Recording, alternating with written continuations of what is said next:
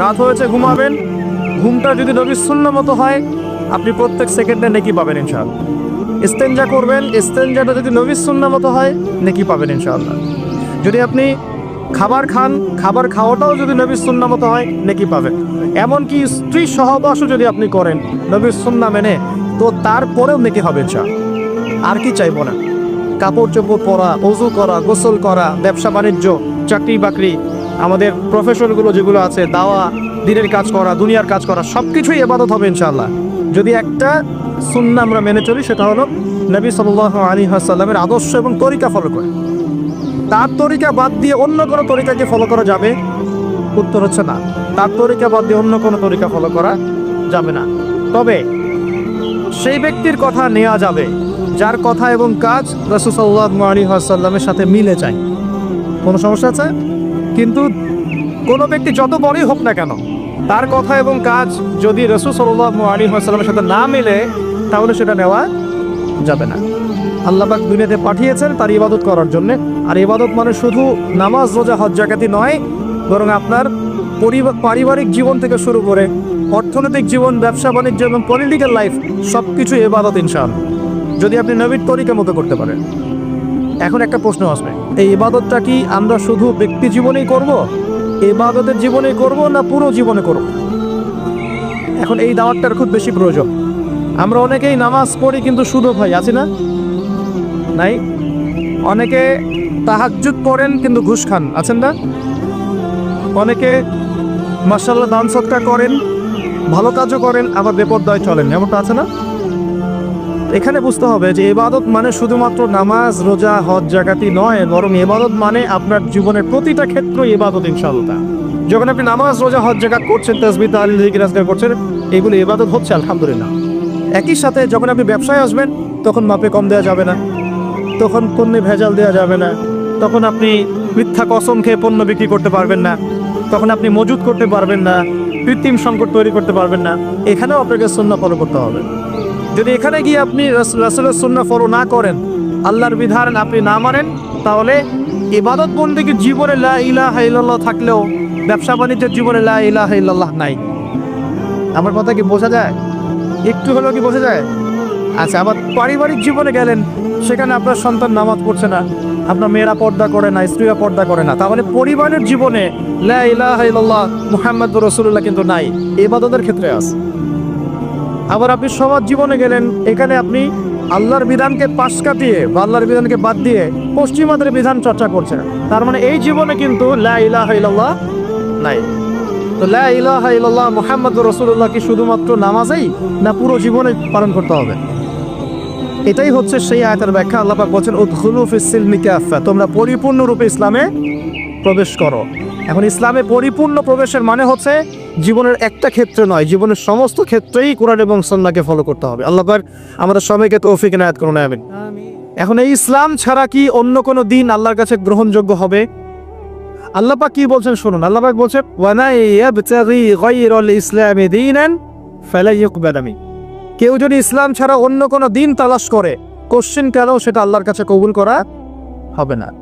কোনটা কবুল করা হবে? আল্লাহ পাক বলছেন ইন্না দীন ইনদাল্লাহিল ইসলাম, আমার কাছে, আল্লাহর কাছে, নিশ্চয়ই আল্লাহর কাছে একমাত্র গ্রহণযোগ্য দিন হচ্ছে কি? বলেন ইসলাম। তাহলে ইসলাম আল্লাহর কাছে একমাত্র গ্রহণযোগ্য দিন, এটা বাদ দিয়ে অন্য কোনো দিন কবুল হবে না। কেউ যদি তালাশ করে তাহলে সে ক্ষতিগ্রস্ত হবে। এবং এই ইসলামের মূল ভিত্তি হচ্ছে কোরআন এবং সুন্নাহ। এবং এই কোরআন সুন্নাহকে আমরা শুধু জীবনের এক ক্ষেত্রে বাস্তবায়ন করলে হবে না, সামগ্রিক জীবনে বাস্তবায়নের চেষ্টা করতে হবে। আল্লাহ পাক সবাইকে তৌফিক ইনায়াত করুন, আমিন। এবার আসেন যে এর ভিত্তিগুলো কি কি, এটা আমরা পাবো অন্য একটা হাদিস থেকে। যখন জিবরাইল আলাইহিস সালাম সরাসরি মানুষের রূপ ধরে মানুষের সামনে এসে নবীকে জিজ্ঞাসা করছেন যে ইয়া মুহাম্মদ সাল্লাল্লাহু আলাইহি ওয়াসাল্লাম আখবিরনি আনিল ইসলাম, আমাকে ইসলাম সম্পর্কে বলুন। নবী সাল্লাল্লাহু আলাইহি ওয়াসাল্লাম বলেন আল ইসলাম, ইসলাম হচ্ছে আন তাশহাদা আল্লা ইলাহা ইল্লাল্লাহ ওয়া আন্না মুহাম্মাদান আবদুহু ওয়া রাসূলুহু।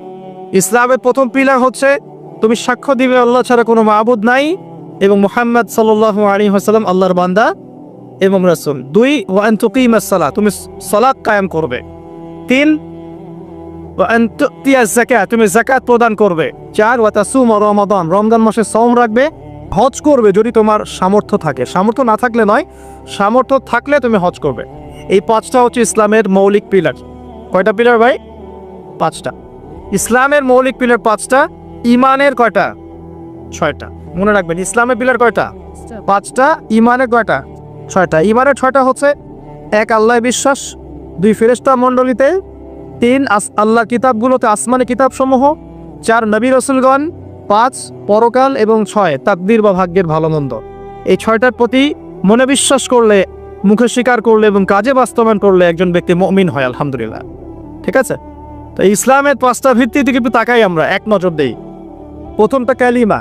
আমরা কি সবাই কালিমার মর্ম হাকিকত বুঝি? যখন থেকে লা ইলাহা ইল্লাল্লাহ পড়েছেন, আপনি বাধ্য যে আল্লাহ পাকের বিধান বাদ দিয়ে আপনি অন্য কোথাও যেতে পারবেন না। এটা লা ইলাহা ইল্লাল্লাহের একটা মৌলিক কথা। লা ইলাহা ইল্লাল্লাহ বলেছেন মানে আল্লাহর সাথে আপনি শিরক করতে পারবেন না। মুহাম্মদুর রাসূলুল্লাহ যখন বলেছে, তার মানে আপনি সুন্নতের বাইরে কোনো বেদাত করতে পারবেন না। আমি কি বুঝতে পারছি? যখন লা ইলাহা ইল্লাল্লাহ বলেছে ওরা যাবে না, আল্লাহর বিধানের বাইরে যাওয়া যাবে না।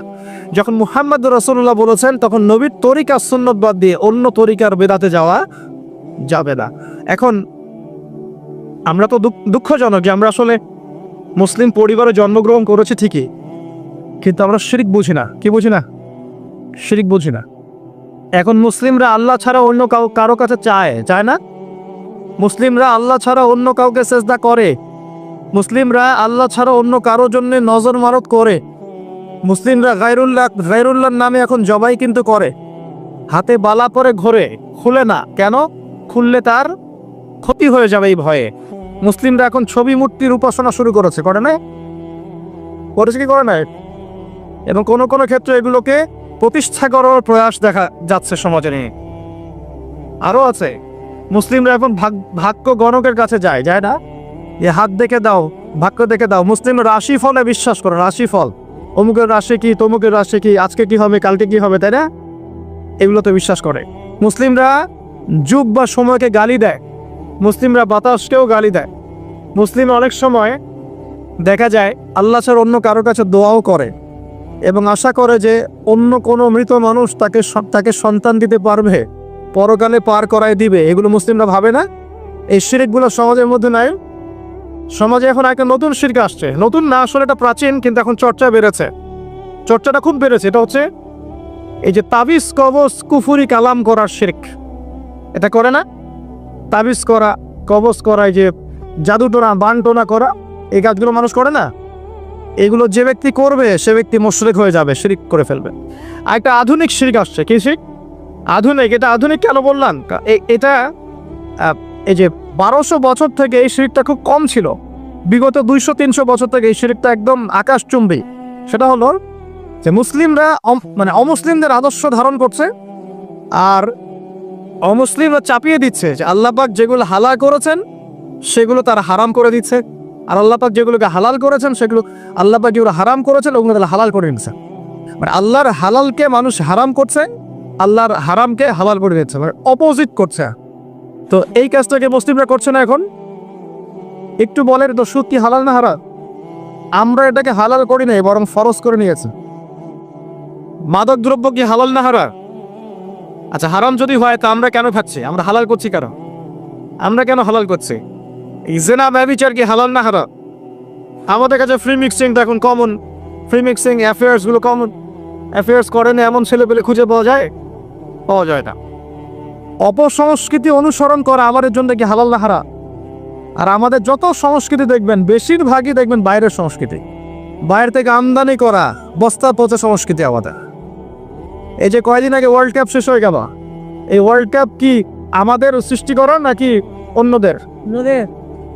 আমি একটা হিসেব করেছিলাম, একটা লেকচারে বলেছিলামও, এখন অনলাইনে আসবে। এই ওয়ার্ল্ড কাপ যে সবগুলো ম্যাচ দেখেছে, মানে কয়টা ম্যাচ? 64টা ম্যাচ মনে হয়। যতগুলো ম্যাচ যদি সবাই দেখে থাকে, তাহলে এই 1.5 ঘন্টা করে হিসাব করলে সে তার পুরো হায়াতের 4 দিন নষ্ট করেছে। কয়দিন? 4 দিন। শুধুমাত্র একটা ওয়ার্ল্ড কাপ তোমার জীবনের 4 দিন নষ্ট করে ফেলেছে। মানে তোমার হায়াত যদি হয় 30 দিন, তোমার হায়াত এখন আছে 26 দিন। ভয়ঙ্কর না বিষয়টা? যদি হায়াত হয়ে থাকে এখন বাকি থাকে 30 দিন, এখন বাকি আছে তোমার 26 দিন। 4 দিন চলে গেছে, টের পাও নাই তুমি।